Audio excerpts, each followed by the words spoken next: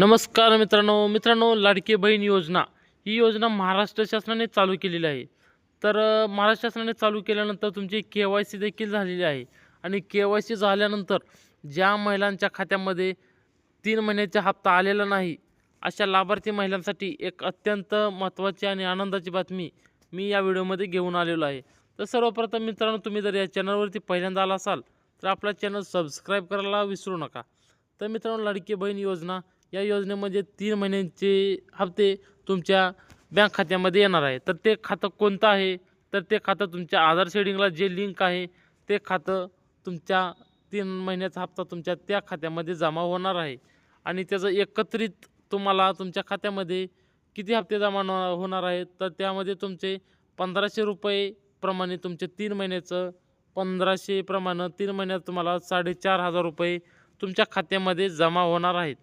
तर अशा लाभार्थी महिला कोण आहेत? तर तुमची KYC ज्या महिलांनी केलेली आहे, परंतु ज्या महिलांचं 21 वर्षाच्या आत वय आहे व किंवा 65 वर्षाच्या वर ज्यांचं वय आहे, अशा लाभार्थी महिला सोडून इतर सर्व महिलांना तुमचे फिजिकल व्हेरिफिकेशन करायला सांगितलेलं आहे।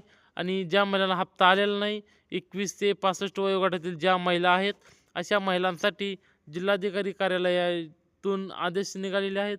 तर असे आदेश तुमच्या गावातील अंगणवाडी सेविका ज्या आहेत, त्या अंगणवाडी सेविकाला ते आदेश तुम्हाला आलेले आहे, तर त्यांना त्याची KYC म्हणजेच फिजिकल व्हेरिफिकेशन करण्यासाठी सांगितलेलं आहे।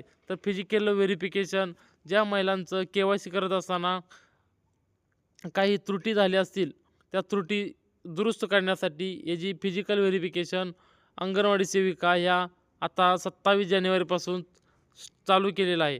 तर यामध्ये तुम्ही जर तुमचा अर्ज चुकला असेल तर तुम्ही अंगणवाडी सेविका यांच्याशी संपर्क साधून त्यांच्याकडे अर्ज भरून द्यावा आणि त्यासोबत लागणारी कागदपत्रे देखील तुम्ही द्यावी। त्यानंतर तुम्हाला येणारा हप्ता 3 महिन्याचे एकत्रित असे 1500 1500 1500 करून जानेवारी फेब्रुवारी आणि डिसेंबर असे एकत्रित मिळून 4500 रुपये तुमच्या खात्यामध्ये जमा होणार आहेत। तर यासाठी तुम्हाला तुमचं बँक आधार ॲक्टिव्ह असणं आवश्यक आहे।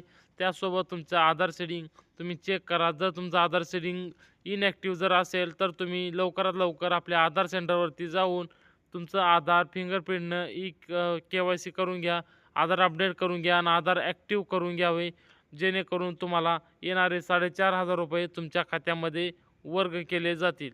तर मित्रांनो, आपले असेच व्हिडिओ आपल्या चॅनलवरती येत राहतात आणि तुम्हाला जर कुठली योजनेचा जर लाभ मिळाला नसेल किंवा इतर योजनाचा जर माहिती पाहिजे असेल तर मला कमेंटमध्ये नक्की त्या योजनेचं नाव सांगा।